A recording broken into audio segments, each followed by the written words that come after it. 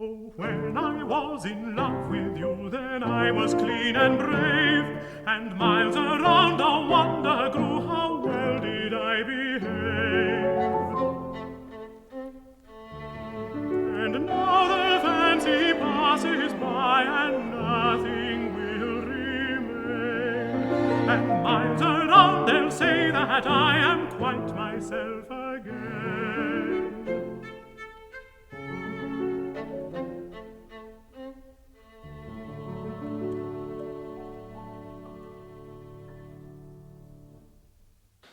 Well, it is a very great pleasure for me to be in Wimbledon with a singer, a tenor, whose voice has been in my head since I was in my teens. We'll certainly talk about that in a moment. Ian Partridge, and we are in Wimbledon, where you were born, Ian, in fact. So you've returned to your roots. Yes, that's quite right, yes. So we will be talking about a range of recordings that you have made, and indeed performances of works by Vaughan Williams, Right. Particularly on Wenlock Edge, which is dear to the heart of so many of us. But you've recorded various other works by Vaughan Williams. But I think we should probably start your story with your school days. You were a boy chorister in Oxford. New College. And I'm wondering if, well, you must have sung Vaughan Williams while you were there as a chorister. We did. I can't. All I can remember was the Rise Heart, the first of the what are they called? Five mystical songs. Yes. And we had a bass in the choir called Frank Green. And when he started Rise Heart, I just remember that heart. I think it's an E, is it, or something like that? Something like that. Wonderful. What a sound. Yes. You know, and he was an unusual person to bring into the choir because he wasn't such a terribly good musician, but he had a very good voice. And Andrew's bringing him in was quite a surprise. Yeah. Because, you know, the other bass at that time was Willoughby Pountney, who of course was the famous Pountney's father. The opera producer and all that. I can't remember his first name, but you'll know. But you then moved on a music scholarship to Clifton, Yes, which is I did. a very solid musical pedigree. Douglas Fox, one arm. David Wilcox, of course, was one He was a luminary who rather was before at Clifton. my time. Yes, I hasten to say. but I know from previous conversations we've had that you were already a sort of discophile in your time at school, and I'm just wondering whether you listened to Vaughan Williams then, did you, Ian? I don't know. I discovered Vaughan Williams before that because when I was a boy, I must have heard the Wasps Overture, which I kept singing all the time. And once it's on your mind, it's one of those tunes that you can't get off. I don't think I noticed Vaughan Williams vocally, particularly at that time. The first song I sang was The Watermill. That was the very first song I ever sang, which I still love to this day. But we had a record library, you see, at Clifton, so we were playing things all the time. Not particularly Vaughan Williams. I won't tell you all the things I was playing because they were very heavy, a lot of them. But unfortunately, I think I hadn't really discovered Vaughan Williams at that time. I discovered him after I left school and got into the Royal College, where that didn't, as you probably know, didn't work out terribly well because my poor father had spent quite a lot of money getting me through things up to that point, and he had no more money. So, But you then moved on to the Guildhall, I think. Is that right? Yes, in between which I went to Westminster Cathedral, and at 19, and experienced a very interesting time with George Malcolm in charge of the choir. Absolutely fascinating. But I'm not quite clear from your biography whether or not you were destined to be a singer, or because you were a very fine pianist as well, and you did an amount of accompanying. So were you quite clear that you were going to be a singer? Well, when I was at college, that was with Gordon Clinton, I was already playing. I even played for a recital for him down in Deal. So yes, I suppose I was divided, and my voice was very weak to start with. It took. Well, it never became big, but it took quite a long time to develop, you know. Yeah. So I think you were right, and at the Guildhall, which I didn't go to until quite a bit later, Again, I didn't find a satisfactory teacher really, but I met Ben Luxon because we overlapped at Guildhall, and he was the one who came because I discovered Schubert. I'm not supposed to talk about Schubert. Oh, it's allowed, I think. Yes, I discovered Schubert songs at school, and I played all through them, and I got so involved with them. I really loved them. And Ben used to say to me, "Have you got 5 minutes here?" I said, "Yes." He said, "Can we just go through this Schubert song?" And we'd find a room, and we'd just, I'd play, and he'd go through it, because he was a very fine German song interpreter as well, because he studied with Walter Gruner, who was German. Anyway, we divert slightly. Yeah. Well, look, I say On Wenlock Edge is such, can we say, iconic piece as far as you're concerned for so many of us. And yet when I looked at your discography on your wonderful website, which has so much detail in it, there are a number of Vaughan Williams recordings that we should be talking about before we get to On Wenlock Edge. And first of all, I suppose we call it a bit part in Sancta Civitas, around about 1968, I think. Yes. Can you remember the circumstances in which you recorded that, where it was, who was conducting? It was Wilcox, and it was at Kingsway. Kingsway Hall, Kingsway sort Hall. of near Holborn. That's right. Yes. Yes. And I mean, I only have 2 or 3 phrases to sing, that's all, right at the end of the piece. But such important phrases to sing. Very important. And I was very nervous. I had to sit around because we didn't immediately come to my bit, because John Shelley Quirk, who was the baritone on that recording, had a great deal to sing, as you know. And it's not a piece that I knew at all, because it's hardly ever performed. It's one of the rarely performed pieces. But did you have to sit through the whole recording? No. Yes. I was called in one day, and I sat quite a lot of the time for that particular day. Yeah, so you didn't form an opinion of the piece. No, I You did just not. came and did Yes. because it's I played- such an extraordinary piece Yes, of I music. played the piece through now, of course, a few times, and it's very exciting. But no, I didn't know it. And in fact, when I think about Wenlock Edge, I don't know how I think my first connection with it was through a tenor called George Moran. Do you remember him?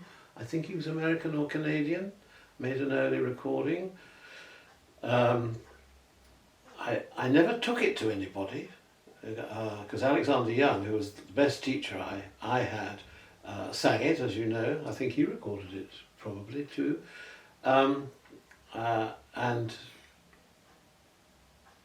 I think I got mixed up with Stuart Wilson, but Stuart Wilson in my lifetime became involved with the 4 hymns, not Wenlock. Yes, because he very much a connection to Vaughan Williams, but he's recorded On Wenlock Edge in about 1929. I think so, And yes. Gervais Elwes, who gave the first performance Yes. of it, he recorded it just after the Great War. And I wonder, when you were preparing to record it, I mean, are you the sort of person that would listen to other people's recordings? Well, I would have done, but I don't think any of them were available when I was young. So no, I didn't sing it till later in the 60s. We recorded about 1970, 71. Came out in 71. I'd done it up in Scotland, I remember, with a Scottish group and a very nice pianist called John Streets, who was very encouraging.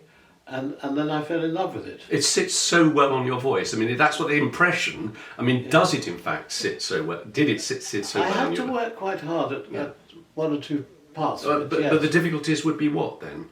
There's that bit where suddenly the strings stop and it's just piano dee da da da da da da. There were to da come and play. As in Summertime on Breeze. Yes, I had to work a bit at that to get it reasonable. Yeah. But it sounds so effortless, Oh, Ian. that's I mean, nice, that's the it thing. does, yes. That's what I'm sure transmits Well, to everybody sometimes who knows things it. mustn't sound effortless. Sometimes they need to sound. Well, absolutely so. But look, the circumstances under which you came to make it. I mean, who made the approach? Why did you get that? This is all through Chris Bishop. Yeah.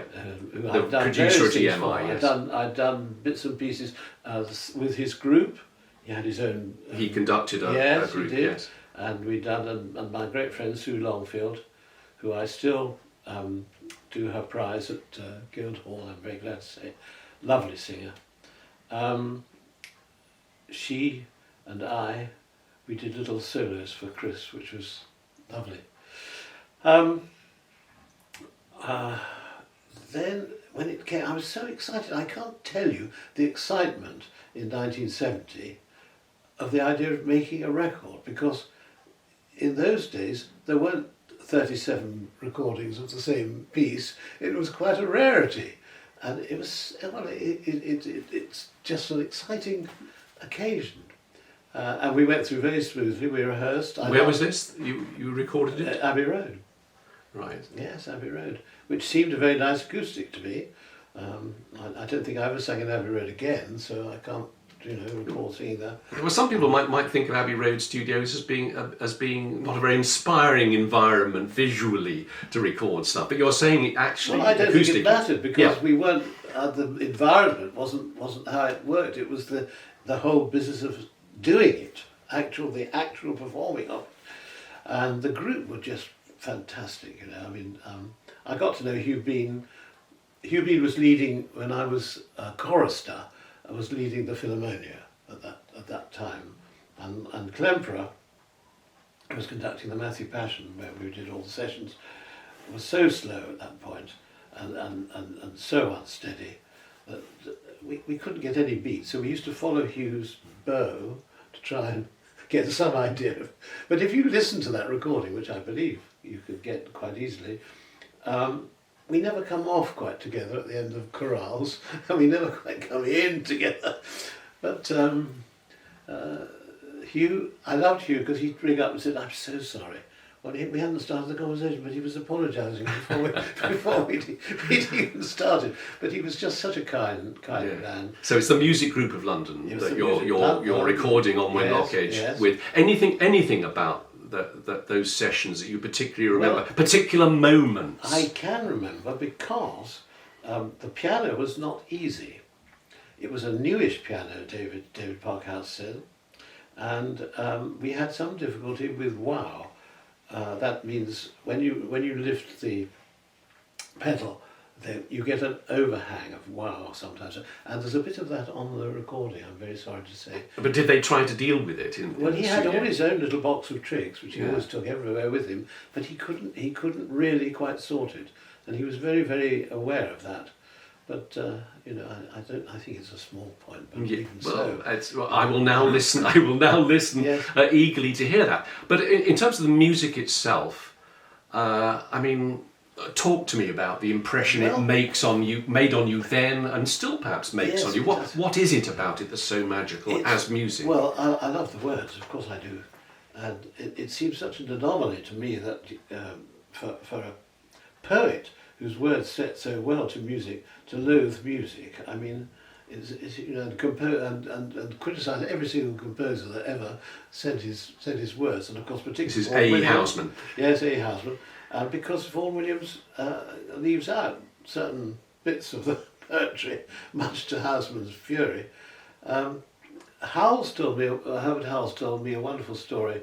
He used to teach in the room next to H.K. Andrews at college when I was doing my harmony lessons, and he'd come in sometimes and talk, and I'm sorry to say I can't remember some of the things that he said, but when I met Howells later, because he used to be chairman of the Barnes Music Club, I did Wenlock there. It's a funny evening that I can remember because the usual hall was not available, and we were in the pub, and the kitchen was right behind the pub, so we got an awful lot of kitchen noises going on while the performance was going on. But I met him and we were talked about, and I asked him about Housman, and he said yes. He said I had a meal with him, I think it was lunch, and I took him some settings which I'd just done to show him. He said I never showed him to them because he complained all the time about everybody else, and he said I went home and destroyed them. Yes, I've heard that story. It's interesting you got that directly from Howells. Yes, from him.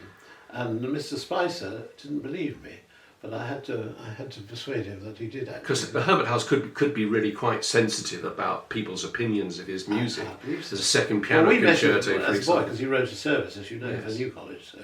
So he did. But I seem to remember that, I hope I've got this right, that Houseman once referred to might have been Vaughan Williams, a composer missing out a verse of his poetry, and said something like, how would he like it if a whole portion of his piece of music was excised without permission? Houseman, that's what Houseman said. Yeah. And yes, if I cut a hole of his equivalent, and I can understand that, but I think it means that Vaughan Williams was inspiration. Of course, it also comes at exactly the same time as he was just having those lessons from Ravel, which is also interesting because some people think they can already hear a little bit of influence of Ravel there, particularly perhaps in the first song.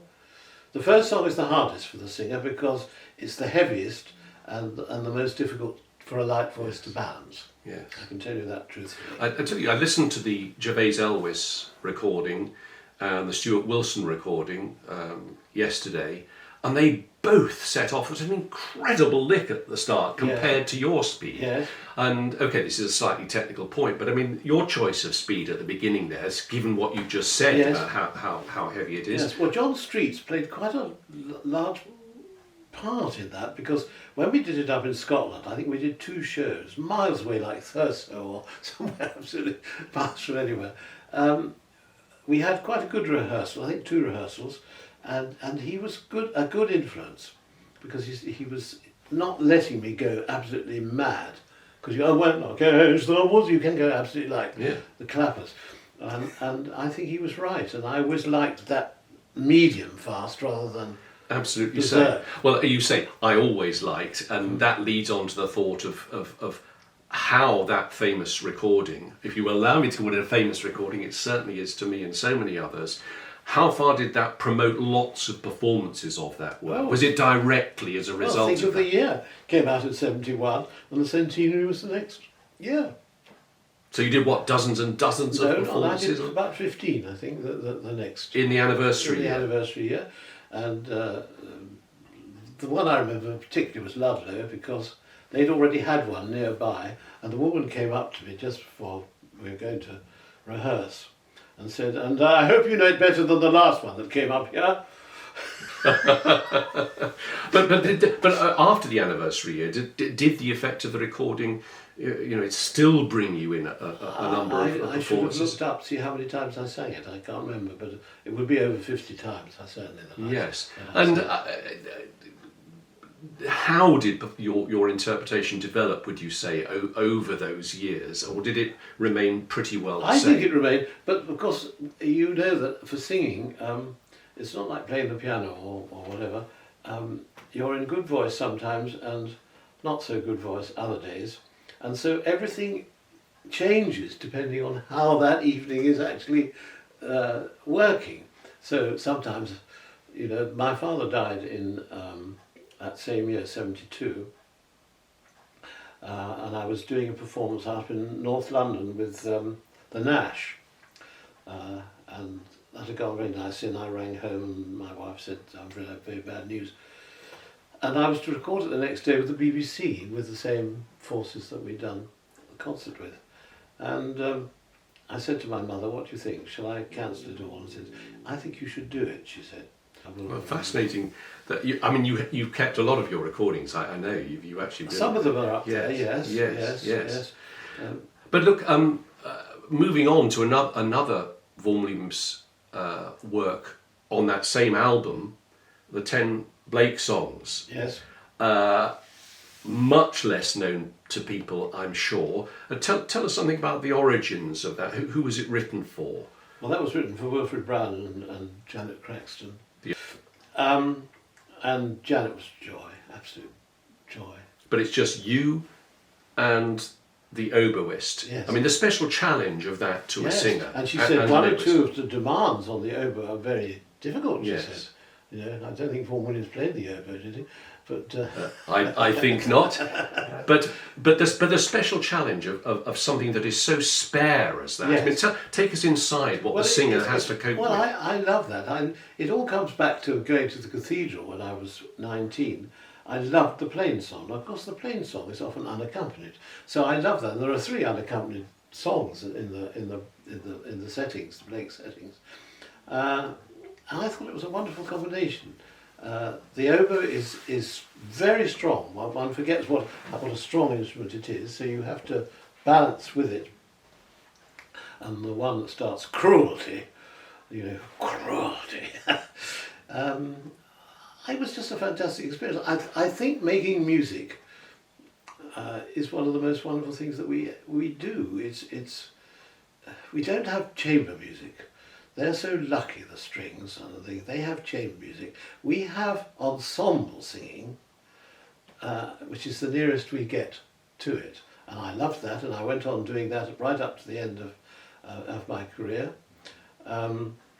because it's the actual being with people, singing with people, being close to them. Not necessarily, it doesn't mean you're great friends, but musically you are. You're very close indeed. So Wenlock played that very special thing. The Blake songs very rarely came up.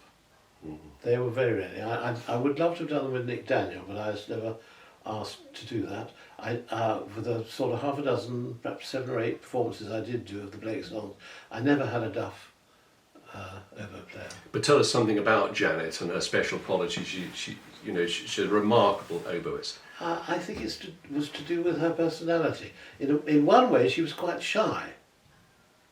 But yet, when we were doing music and discussing it, she was very positive. She was very positive, and we got on extremely well. You can't explain why you get on with that person, but you don't get on with that person. It's. And yet, it's totally logical that should be the case. I mean, that's fair enough. Yes. I did them with Leon. I don't know if you knew that. Leon Goossens, yes. I did them with Leon at Dorking in one of the festivals. And the trouble that year was he just had had his accident. And so he was lovely, but he said, there are a couple here which I can't now play. So we had to cut. I think, I can't remember which ones now, but it was lovely doing them with him. Well, there's so many more memories we could mine here, Ian. Just touching on 1 or 2 other Vaughan Williams recordings that you took part in. Of course, there's the Serenade to Music with 16 solo singers. Again, was that Kingsway Hall? I can't remember that, I'm afraid. But that was with Bolt, is that right? Yes, well, I remember the Bolt one I do remember was the prom. I was lucky to sing I sang with Bolt first in '62. And we did a concert in the college for a very distinguished lady who'd done great work for the college. And we were performing Bach and Purcell. And what I remember is he was so sweet. He suddenly stopped the rehearsal and said, now you know much more about this Purcell music than I know. I've got a pause here. And I want to know, should I pause, take it off, and restart, or should I pause and then go straight on? And we suggested the latter. And I thought, this man asking me, or us, this was just something rather wonderful about so that. Extraordinary. But do you remember the recording session for the Serenade to Music, though? Anything that happened in it? No, not really. No. But it was a stellar lineup of British singers in there. Yes, I remember very well the singers, yes. Some of them were stellar, I won't go into that. So, other things you recorded, Ian, there's the 4 hymns, which, remind me of the date of that. It's close to the Great War, is it not? It didn't get its first performance because of the First War. I think it's 1914. It was expected, and then they were written for Stuart Wilson. And not like the Blake songs, you don't hear them performed very often. No, you don't. And I looked them up, that's how I knew that Stuart Wilson was involved. And then when I looked up Stuart Wilson and found he'd recorded Wenlock in 1929, I felt somehow a sort of slight feeling of togetherness there as a result of that. I listened to Stuart Wilson's recording of Wenlock, and was terribly disappointed. Why? I don't know. I felt technically he wasn't quite as good as he should have been. But also very period singing. Well, of course, you can't do very anything about affected that, yes. to our ears. That's how it was. And my performance also seems like that now to a later generation. So that, Well, I might argue with that, actually. well, you can argue with it. Yes, but yes. Yes. Anyway, But they mean something special to you, yes, the four hymns. They Yes. do. The four hymns did. And I was very lucky then, in 1972, I think, the BBC was celebrating 50 years, something like that. And so we gave a concert in St John Smith Square, which was introduced by Keith Faulkner, who was also a New College choir boy, of course. And of course, you had been the director of the Royal College of Music, yes, and a colleague yes, of Vaughan yes, Williams, yes. and a baritone himself, Yes. who served in the Great War, That's and so right, on and so yes. forth. And we got on rather well. And he introduced that programme, and that was with a lovely group led by Nona Liddell. And the viola player was Gene Stewart, and of course Gene Stewart had known Vaughan Williams Indeed. well and was a great friend of Ursula's. So that was a very, very special occasion. And that's how I learned of Vaughan Williams how much he adored Parry. And I had forgotten that I only sang a handful of Parry songs. I mean, perhaps half a dozen. I don't think I sang more than that. And so that turned out really well. And Keith Faulkner wrote me a lovely card after that, which I have upstairs somewhere.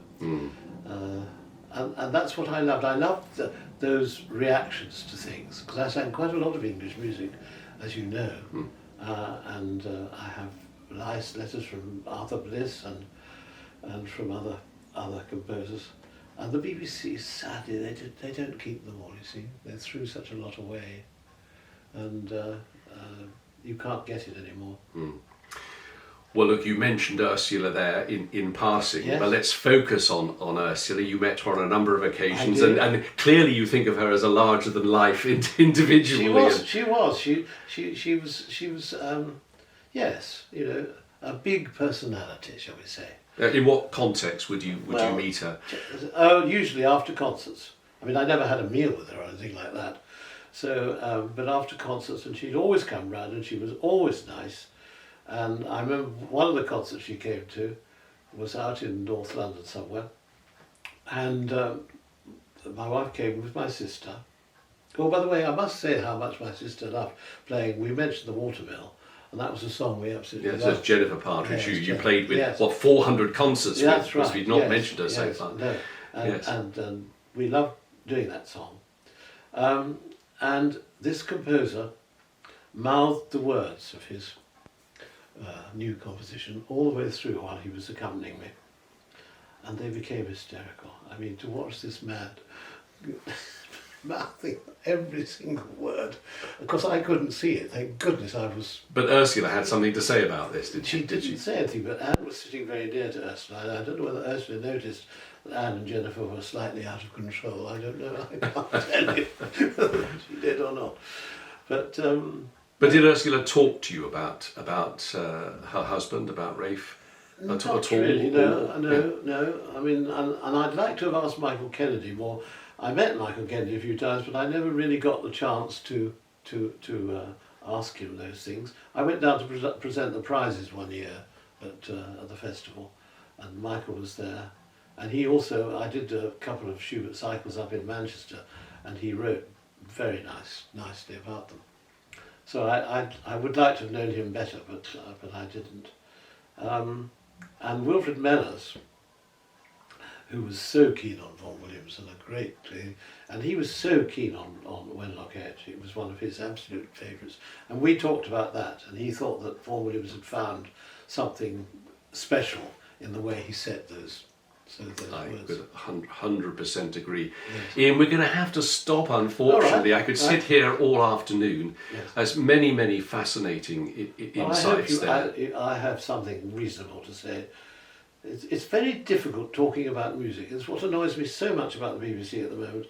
They talk far too much about what they're doing, and a lot of it's absolute rubbish, and then there's not enough performing. Well, yeah, the let the music speak for itself Yes, is yes. what ultimately counts, doesn't it? So, yes. But you know, a wonderful recorded legacy, not least featuring your sister Jennifer, who's not been mentioned enough in this discussion. Well, of course, Magical pianist. she didn't play in the Wenlock Edge. You see, That's right. That's the sad.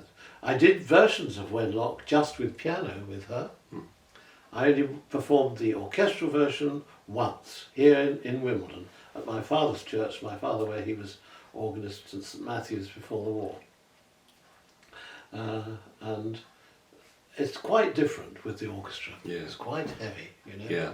Well, look, we began with the reference to On Wenlock Edge, and there you've ended with a reference to On Wenlock Edge, and I'm going to go straight home and I'm going to put on that early 1970s recording. Ian, bless you, thank you very much Great indeed pleasure. for that. It's Great been pleasure. absolutely fascinating. Great pleasure. Thank you.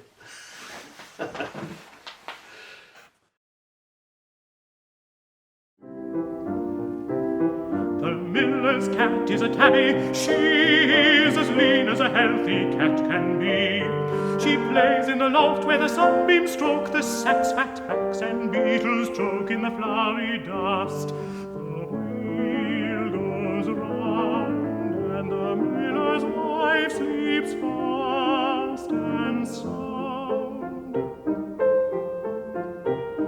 There is a clock inside the house, very tall and very bright. It strikes the hour when shadows drowse, or showers make the windows white.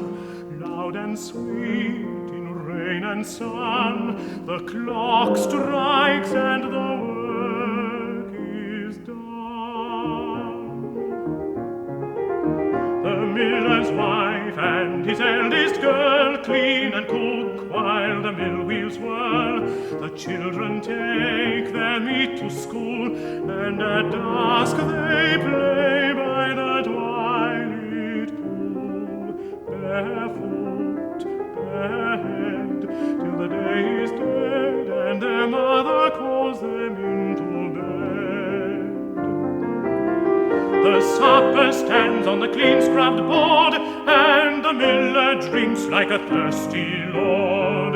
The young man come for his daughter's sake, but she never knows which one to take. She drives her needle and pins her stuff, while the moon